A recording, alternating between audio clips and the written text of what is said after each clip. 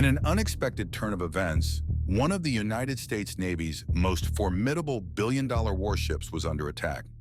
This exceptional war vessel, which is renowned for its agility, speed, better maneuverability, and resilience against damage, was recently attacked by pirates. While this sounds like a scene from a movie, this event, however, recently played out on the high seas. This shocking event has aroused curiosity and raised several questions.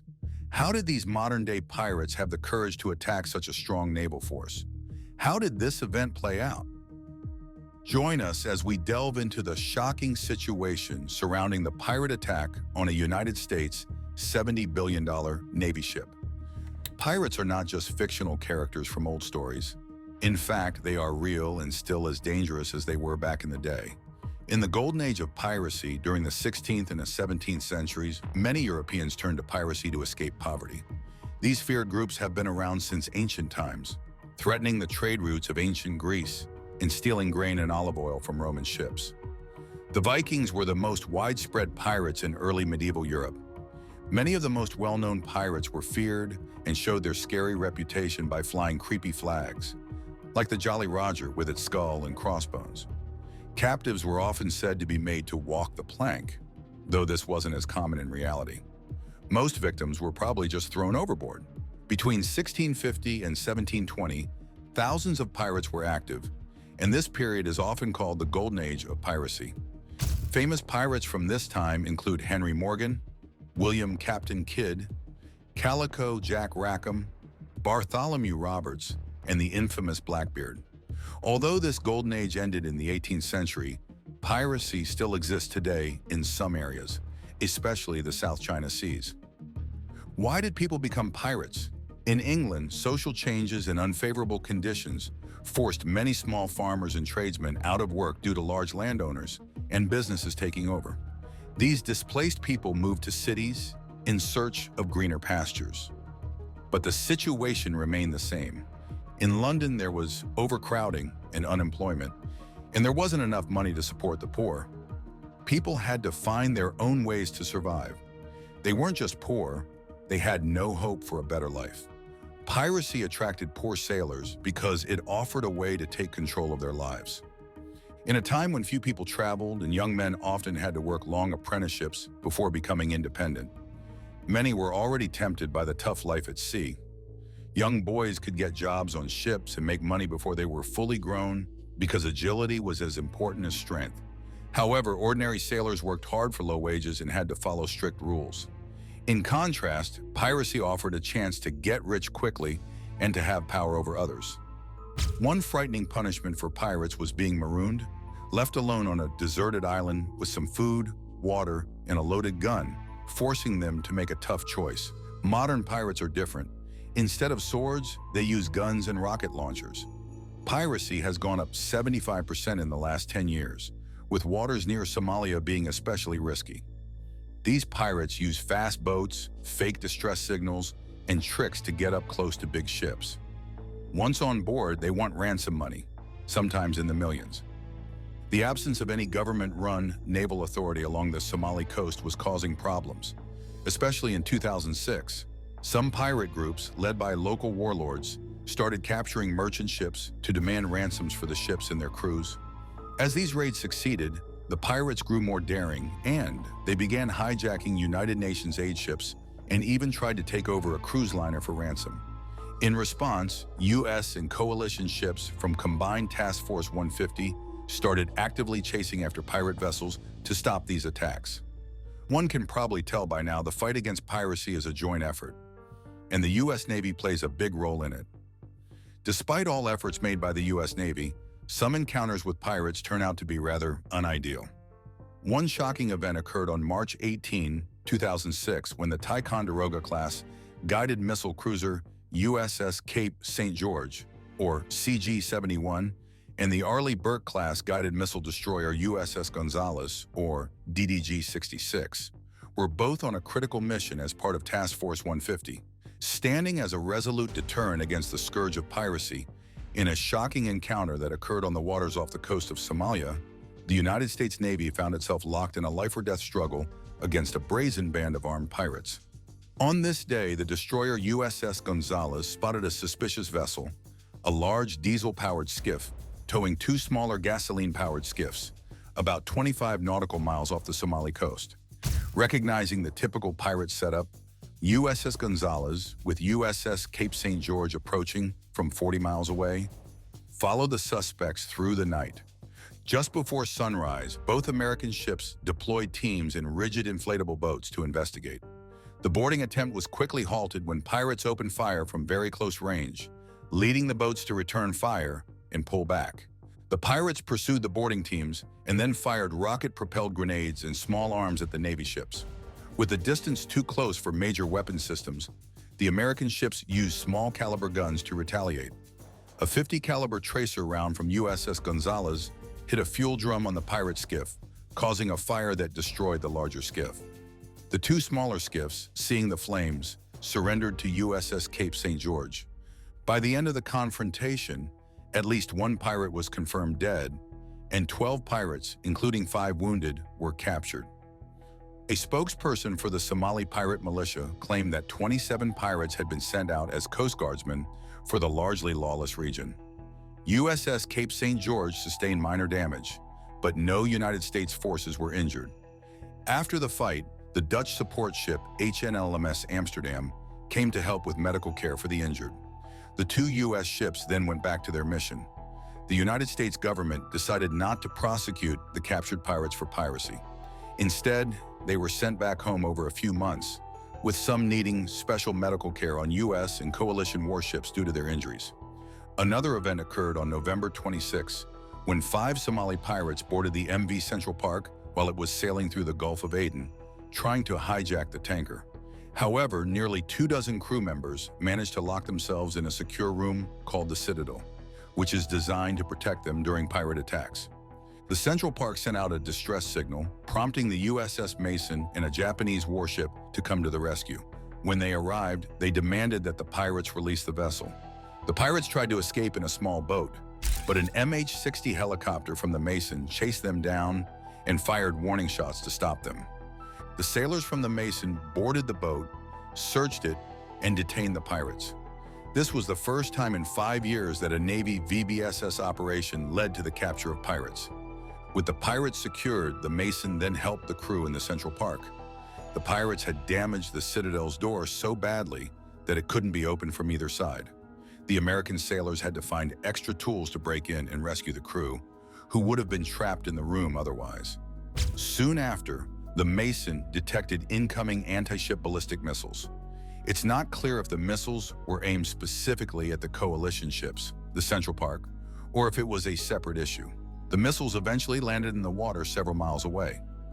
After the water became calm, Smith, one of the crew, felt reassured and confident in the fact that the Mason's training and ability to detect threats were effective. He also noted that the missiles were a chance for the Navy to test and improve its readiness for future situations. Soon after the Central Park incident, anti-ship ballistic missiles became a familiar threat to Navy warships defending merchant shipping lanes in the Red Sea and Gulf of Aden. For the pirates, the defeat, however, did not dissuade them from their activities. And the shocking part is that pirates are constantly evolving their tactics. They employ various strategies to maximize their success and evade detection. These emerging tactics include the use of motherships to extend their reach. They also hijack fishing vessels for piracy operations, take advantage of the jurisdictional challenges in international waters, and even hack into shipping company systems to gather intelligence or disrupt operations. The pirates are indeed a threat that needs to be eradicated to ensure the safety of vessels. Even though naval operations are the main way to fight piracy in the Gulf of Aden and the Arabian Sea, it is becoming clear that they are not enough on their own. The area where Somali pirates operate is so large that it's hard for naval ships to cover it all effectively. With about 25 naval ships patrolling over 1.1 million square nautical miles, each ship handles around 44,000 square miles. Pirates often move to areas that aren't being patrolled when naval forces are around. Understanding the challenges, a range of exciting new strategies to fight piracy have been put forward. Some of these new strategies involve the use of drones, providing round-the-clock surveillance from the sky, or sophisticated financial tracking tools that follow the money trail to cut off pirate funding. Plus, cracking down on convicted pirates with strict penalties serves as a powerful warning to others. The United States Navy is also leading the charge with unmanned surface vehicles that glide across the water on their own, programmed to patrol and perform tasks without a crew. These advanced approaches are set to enhance maritime security and stay one step ahead of pirates. Fighting piracy is quite hard. There are Navy patrols and onboard security, but most sailors finish their trips safely. With pirates posing a grave threat to maritime trade and the safety of seafarers, the U.S. Navy has developed a multifaceted approach to combat this age-old scourge. One of the main tactics the Navy uses against threats is non-lethal deterrence. A common non-lethal weapon in the maritime industry is the water cannon, which works well against pirates. This device shoots a strong stream of water, stopping pirates from boarding merchant ships. It can also quickly fill pirate boats with water, making it hard for them to move. Another important strategy that is used by the United States Navy is enhanced ship hardening. This means naval and commercial ships are equipped with physical defenses to make it harder for pirates to board. These defenses include razor wire, anti-climbing barriers, reinforced doors, and fortified safe rooms, which create tough obstacles for pirates trying to get on board and steal valuable cargo. The U.S. Navy also promotes best management practices in the shipping industry. These practices include keeping ships moving at high speeds, running anti-piracy drills, having lookouts, and having plans for safe rooms. Following these guidelines would help ships be better prepared and less likely to be attacked by pirates. A fascinating aspect of the U.S. Navy's anti-piracy efforts is the use of aerial surveillance. Helicopters and unmanned aerial vehicles are deployed to scan vast ocean areas, spot suspicious activities, and relay real-time information to naval ships and maritime authorities. This high-tech eye in the sky boosts situational awareness, allowing the Navy to respond swiftly to pirate threats and effectively position its assets. Equally important is the Navy's commitment to collaborative information sharing. By actively participating in initiatives like the Maritime Security Center Horn of Africa and the International Maritime Bureau's Piracy Reporting Center, the Navy exchanges vital intelligence, incident reports, and piracy trends with international partners. This cooperation builds a comprehensive picture of piracy activities, helping everyone prepare for and respond to potential threats more effectively. The U.S. Navy also focuses on helping regions prone to piracy. They run training programs, joint exercises, and provide equipment and resources to improve the abilities of local navies and coast guards. This teamwork makes regional forces stronger, enabling them to fight piracy in their own waters and create a safer maritime environment. Additionally, the Navy works hard to raise public awareness about piracy and educate mariners on best practices. They share information through websites, publications, and outreach programs, giving mariners the knowledge they need to reduce the risk of pirate attacks and stay safe. These tactics and strategies make up the U.S. Navy's smart and flexible approach to fighting piracy. Alongside the Navy, important organizations like the International Maritime Bureau play a key role. The IMB tracks and reports piracy incidents worldwide, giving valuable insights to governments and authorities. The United Nations has also stepped up with the United Nations Convention on the Law of the Sea, which sets up a global legal framework to tackle piracy. UNCL requires countries to work together to catch and prosecute pirates, no matter where they are from or where their crimes occur. And then there's Combined Task Force 150, or CTF 150. This multinational naval task force works under the Combined Maritime Forces and focuses on improving maritime security in the Gulf of Aden, the Arabian Sea, and the Indian Ocean. CTF 150 tackles terrorism, piracy, and smuggling while promoting a safe maritime environment. Various countries contribute warships, aircraft, and personnel to this task force, working together to patrol, survey, and respond to threats in these important waters. Also, a USV, or unmanned surface vehicle, can be used to patrol an area almost all the time, allowing it to quickly respond and warn ships before pirates attack. The electronic data collected by USVs can help naval units at sea and be used in legal cases later. This reduces risk to human personnel as USVs operate in high-risk areas, allowing operators to maintain a safe distance from potential pirate encounters and mitigating the risk of harm or hostage situations. Equipped with various sensors, cameras, and surveillance systems that enable them to gather real-time information and imagery, the collected data can be transmitted back to a control center for analysis and decision-making. Plus, the U.S. Navy utilizes advanced sonar systems for underwater surveillance and detection. These systems can detect submerged threats, such as pirate divers or underwater vehicles. Above all, the U.S. Navy makes use of power projection as an important tool in combating piracy. By maintaining a visible presence in piracy-prone regions, the Navy serves as a deterrent to potential pirates. The deployment of warships, aircraft, and other assets showcases the Navy's readiness to respond swiftly and decisively to pirate threats, discouraging pirate activities through the perceived risk involved. This proactive approach helps to prevent attacks before they occur and contributes to the overall reduction of piracy incidents. Power projection enables the U.S. Navy to respond quickly to piracy incidents. With ships placed strategically, the Navy can swiftly intercept and stop pirate activities, offering crucial support to threatened vessels. By boarding and capturing suspicious ships, the Navy disrupts pirate networks and helps prosecute those involved. The Navy's aircraft, including those on carriers and patrol planes, provide valuable aerial support through surveillance and reconnaissance. This helps the Navy stay aware of pirate activities and respond effectively and promptly. The connection between piracy and environmental issues is also significant, particularly concerning maritime activities and their impact on ecosystems. Pirates often resort to unsustainable and destructive fishing practices that decimate fish populations. Meanwhile, pirate vessels also regularly pollute the ocean through oil spills and chemical discharges, poisoning marine life and habitats. Plus, when pirates anchor in sensitive areas like coral reefs, they destroy these fragile ecosystems that support maritime biodiversity and coastal resilience. The United States Navy is also working to reduce the environmental damage caused by piracy. Along with tackling pirates at sea, Navy patrols aim to stop illegal activities that harm the ocean and destroy delicate marine habitats.